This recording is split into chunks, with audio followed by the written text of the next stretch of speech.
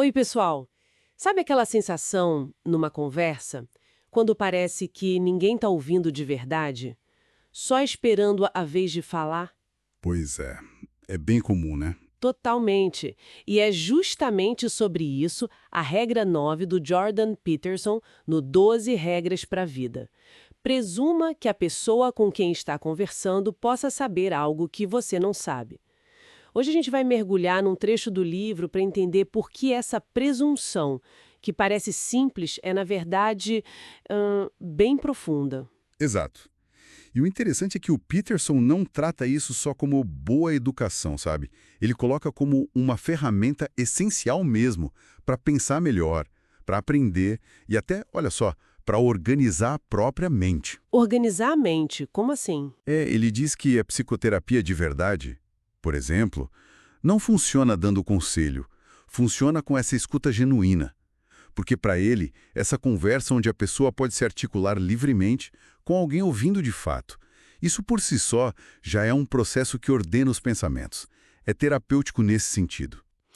Ok, então vamos desmembrar isso. O texto faz logo uma distinção clara, né?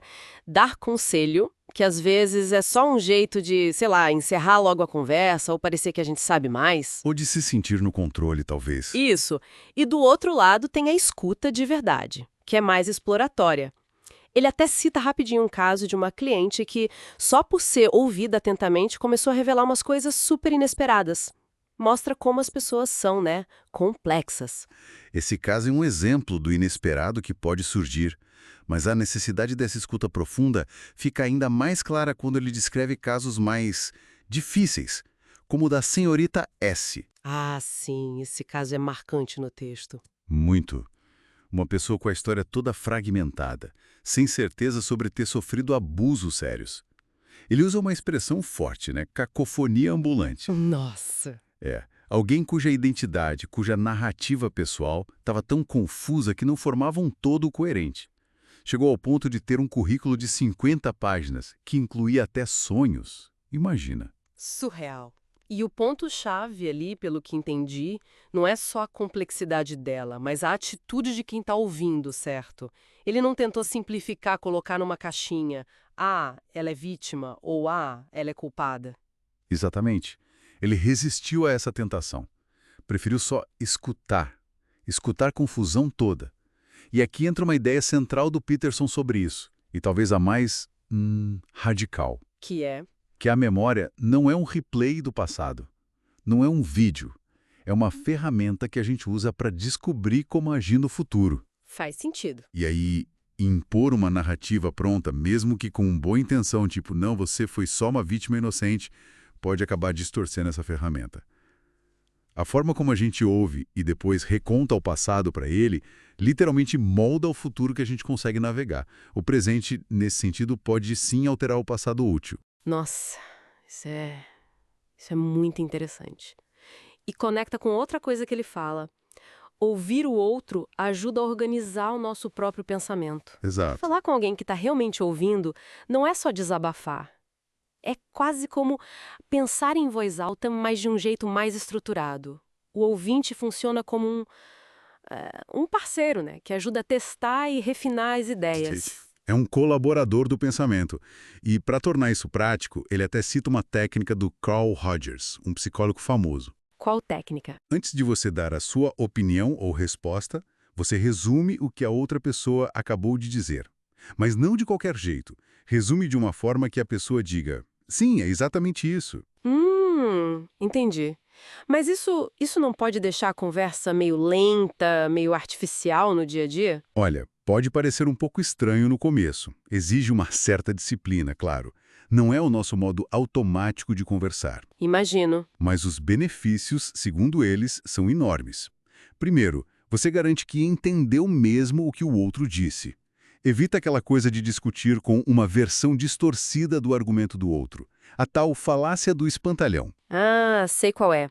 Atacar o que a pessoa não disse. Isso. Segundo, isso é fascinante, ajuda a própria pessoa que falou a consolidar o pensamento dela, a extrair a moral da história para si mesma. Muitas vezes, só de ouvir o próprio ponto de vista bem resumido por outra pessoa, ela mesma pode ter um clique, ver a coisa de um jeito novo. Caramba, faz todo sentido. É o extremo oposto daquelas conversas que frustram a gente, né? Que o texto também menciona. Aquela disputa para ver quem conta a melhor história, ou ficar ali ansioso, só esperando a brecha para falar. Ou pior, né? Entrar numa discussão ideológica só para ganhar, sem a menor chance de aprender alguma coisa. Exato. Zero abertura. E isso tudo nos leva ao que o Peterson considera o ideal, a conversa de exploração mútua. Exploração mútua. Gostei do termo. O objetivo aí não é vencer ninguém, é resolver um problema juntos ou entender algo melhor.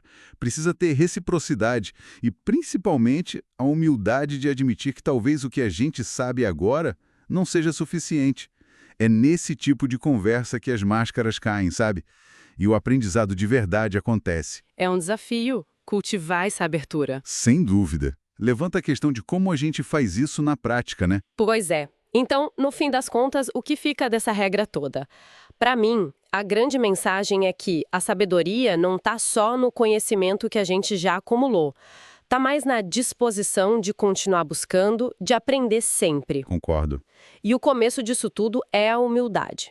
A humildade de realmente escutar, partindo do princípio que, sim, qualquer pessoa pode ter algo valioso para ensinar para gente. Perfeito. E aí fica a reflexão final, né, que ecoa até Sócrates, que ele menciona. Se o cara considerado o mais sábio da Grécia Antiga dizia: só sei que nada sei, que potencial será que existe para a gente se a gente adotar essa postura? Essa presunção de não saber. Que portas poderiam se abrir se a gente aplicasse essa escuta mais profunda, não só num debate importante, mas nas conversas do dia a dia, as mais simples? Como isso poderia mudar a nossa forma de aprender e, quem sabe, até de viver?